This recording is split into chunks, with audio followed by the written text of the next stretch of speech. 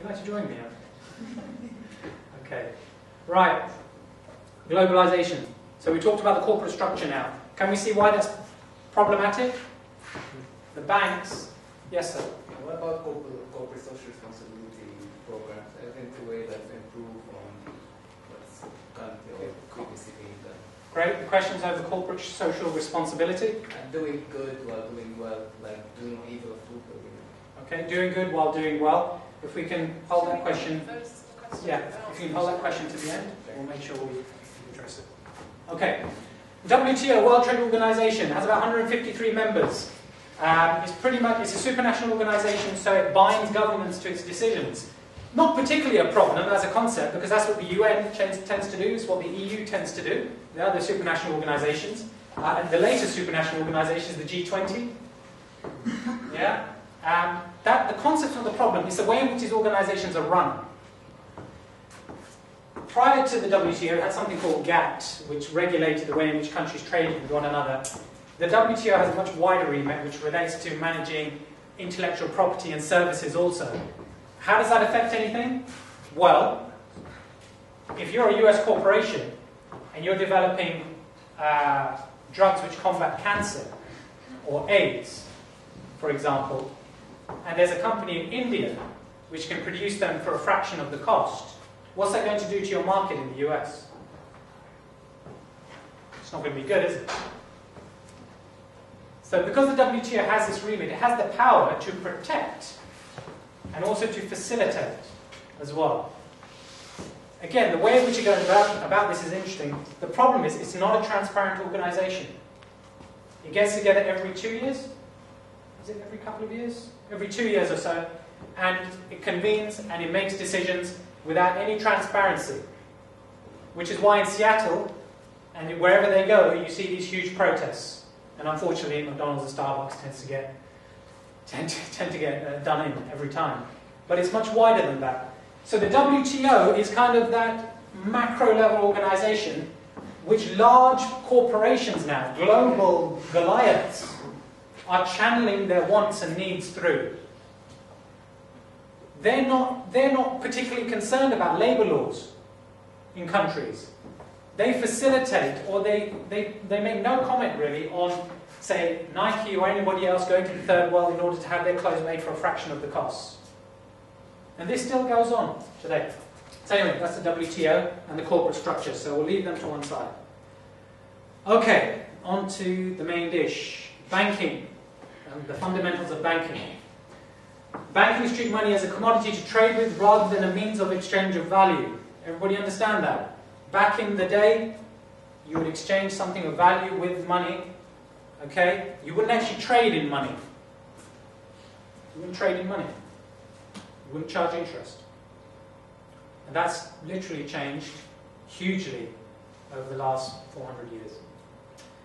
Bank executives' central function is to increase shareholder value through selling debt whilst earning interest and fees. That's it. It's quite straightforward. Forget about the forward selling and the puts and sales and any of the other jargon. That's what banks do. Banks have a license to issue paper money but create debt. Who here, if I said banks lend money, who would agree? Oh, come on, I'd agree.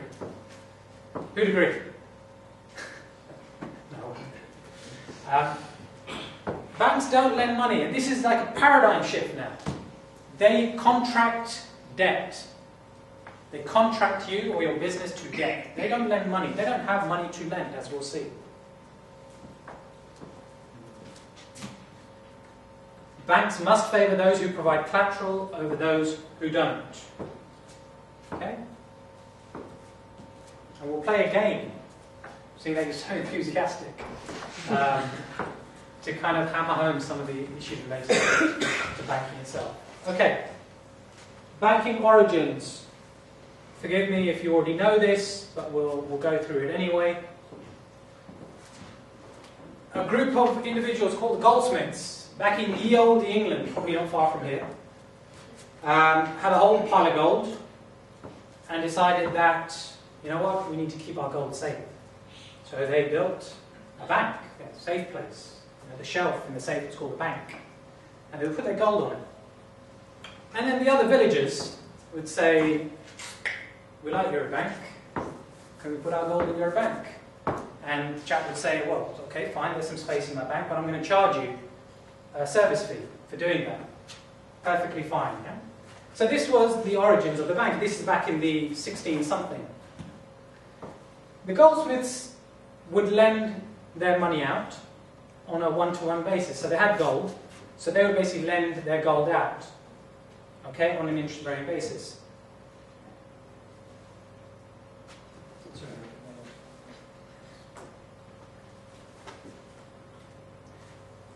So the other people who had their money in the bank, what did they have in return? They had receipts. Thank you. So you might put yourselves in this position. You all have gold. You put it in the bank. You've now got receipts. What's happening in the market now?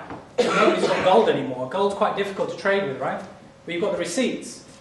Receipts are quite easy to trade with. Voila, we have money. But don't mistake for money that we have now. We have money which was asset-backed.